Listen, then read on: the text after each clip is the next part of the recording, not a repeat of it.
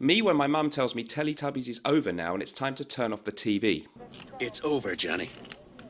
It's over! Nothing is over! Nothing! You just don't turn it off! My ex-wife when I asked her how she'd feel about me going away to my friend's stag do in Prague. Well, I guess you just have to be prepared to die.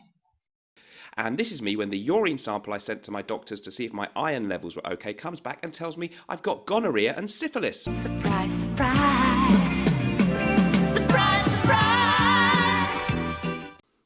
Hello guys, welcome back to the show. It's Mr. Smelly here. I'm going to reflect on 7.5 years in the fragrance community, guys. 7 years in the fragrance community. How do I feel about that? By George, it's been a long old ride.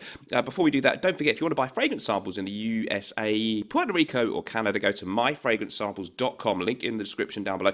Okay guys, so a little bit of an off-the-cuff one here today. Something different. Probably won't get many views. Who cares about the fragrance community, right? It's dead, right? I mean, let's be frank. 7 years I've been doing this. I started in March 2016, so that would have been 7 years back this March. This video is being filmed in October. That's a long time to be making videos, and I guess I joined the community in a small way by being on some Facebook groups. No, probably after that. Anyway, whatever. So the Mr. Smelly channel, 7.5 years of consistent failure. But it's been a slow crawl, and, there have been a couple of qualified successes, let's be honest. I'm very lucky to have made something out of this very small YouTube channel. Of course, principally, I guess, that I've got my own fragrance brand, Norton & Wilson, great critical acclaim. Link in the description. Check out things like Gravitas Prom, the Fougere fragrance that launched the brand back in 2020, and we've got follow-ups to that, which have had great reviews, and I'm really, really proud and happy. How lucky am I to be able to put my name to a fragrance brand? And, it's very much my own brand with one other person who co-owns it. It's not just somebody letting me put my face to the brand for a few quid or whatever. I actually own it, and we devise all the fragrances and source the packaging and all that stuff. So, lucky me. Okay. Amazing thing, the fragrance community then. So when you meet people outside of the community and they find out that you're a fragrance YouTuber, a lot of them are like, is that even a thing? I've never heard of it. Maybe they've just about heard of Jeremy Fragrance, but they are shocked and surprised to find that this world exists. And it is a very, very strange world. When I came into it late 2015, early 2016, got into the hobby, it was much more tight-knit, I think, between people. I was in a couple of Facebook groups where people were very sort of friendly and engaging with each other, and that was a really nice thing, I think. And maybe I've just drifted away, and that still exists to an extent. Also back then, though, you had a thing where it was just about still coming off the end of the era, where the relatively small number of YouTubers knew each other, mostly still had day jobs, and were maybe even sending each other decants, and there was, I guess, this little nice community feel about it. That was probably maybe more 2012, 2013, 14, and I came in really when the thing was getting a little bit more professionalized, or just starting to. So Jeremy Fragrance, when I started my channel, he had 50,000 subscribers. I still didn't even get there yet, but that's tiny compared to his 2 million plus he's got now. So back then, things were much less professional. Almost everybody doing it on YouTube had still a day job. And now, of course, all of the bigger ones are doing it professionally. So that's been one of the huge differences over this last 7 years that's happened. And we've seen a real explosion of channels. So I'm just going to talk about some of the things that have changed. So we had very small, amateurish, with great respect, channels back in those days. People with some good knowledge and passion for it. But they were doing it purely for the passion and the love of the fragrances, maybe a little bit of ego too. They liked getting some views and having some people say, "Oh wow, great video" and stuff. But it was much more innocent back then.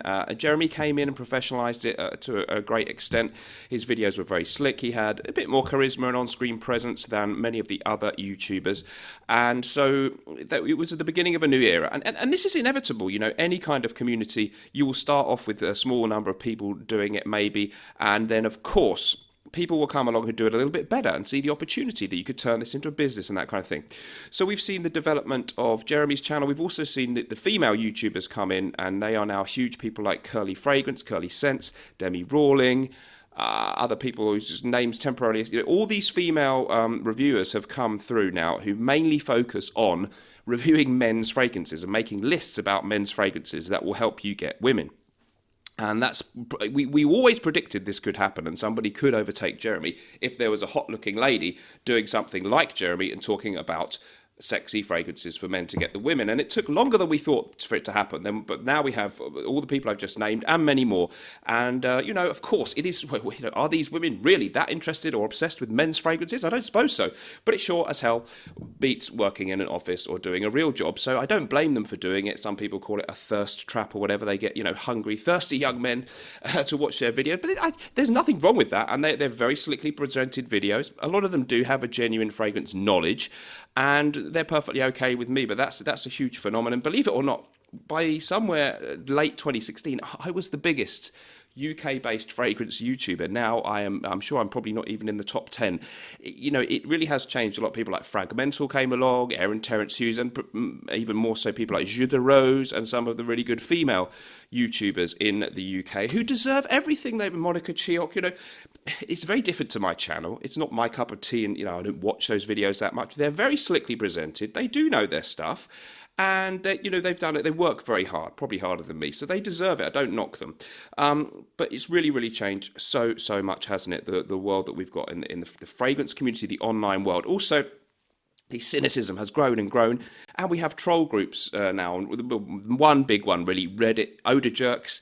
You know what? I think some people get very upset. They say things about me now and again, and I sometimes go in there and post and try and stir them up because I do like a little bit of a fight online, and I like a bit of back and forth and a little bit of an argument. So I have very, very thick skin, so things that they say about me that are personal don't bother me.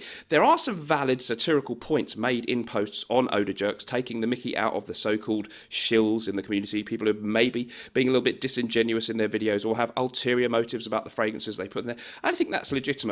Obviously, when you're talking about online, there's going to be a mix of stuff. So there is unpleasant stuff. There is stuff that you can't condone that is personal or unjustified or just over the top in the level of vitriol that they direct towards one particular person or whatever. So, I think it's okay and healthy that there is such a thing as the Odor Jerks troll group in Reddit, where there's basically a group, if you don't know of it, where they satirize.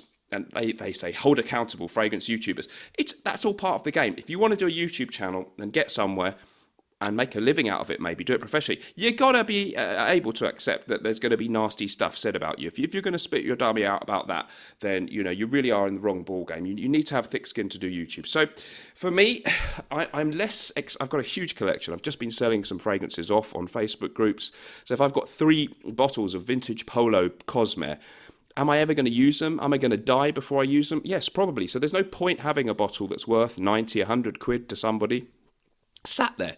Let's put it towards a holiday in Fuerteventura, my new favourite place to go, or wherever I might go next. I need some winter sun now. I'm fed up of sitting in this country.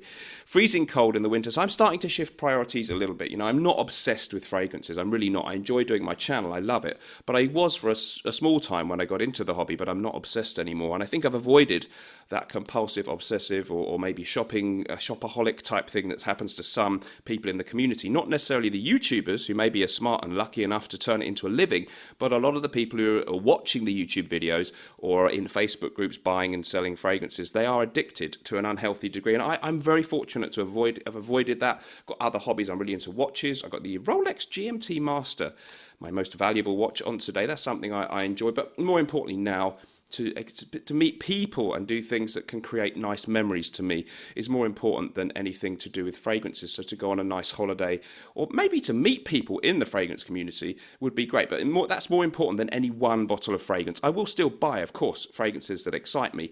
But at the end of the day, what is a happy memory? What is a nice thing? Well, people that I've met in the fragrance community, Claire from the Smurfy Girly channel years ago, Greggy Boy 76, other friends that I've met connected with this community, even my friend Sean that I went on holiday with is indirectly through the fragrance community that I met him, funnily enough. So if that comes out of it, it's fantastic. But the actual people that I just know in the, if it's in a Facebook group or I've had them on my live stream, there are some people that have very small number of people that I really do have faith in there. But on the whole, let's talk about the live streams.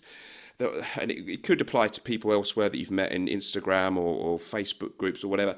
It doesn't really amount to anything much, in my opinion. The so-called friendship or connection, these are such fragile connections, and I found so many of them break and are betrayed at the slightest little thing if somebody's ego gets bruised. So I've got to be honest with you, the online friendship thing with people in the community, I've often said there's no friends in Fragcom, and I think I take everything with a pinch of salt from everybody, whether they're nice to me or nasty, until I've maybe met them or there's something really tangible to say that we've got a strong friendship. So yeah, the live streams have been fun. There's been some colourful characters, but a lot of absolute losers there. You get weirdos with failed channels who have nothing better to do than live stream.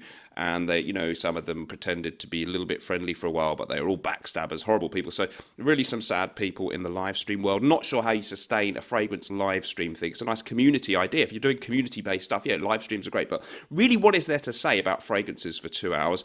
Not that much. So you have to do other stuff. Difficult. I'd hope to come back to it, but it needs to be re-examined. So overall, fragrance community been very kind to me. There isn't really such a thing as one community anymore. YouTubers are mostly selfish bastard backstabbers. The people out there that you know online, again, don't trust them till you've met them and made proper friends with them. The hobby itself is good, but be careful, don't get addicted. Remember, there's other stuff. Look good, look after yourself, think about your friends, your loved ones, relationships. Much more important than the fragrances. But overall, so grateful to have been here for the ride and somehow to just about still be surviving in the ever-changing, crazy world of the online fragrance community. Let me know what you think about that. Remember, guys, whatever we're doing in life, let's project. And although some, oh, by the way, Eau de Cologne Chanel, love this, underrated gem, citrus aromatic. And although sometimes life may stink, at least we can always smell good. Bye bye.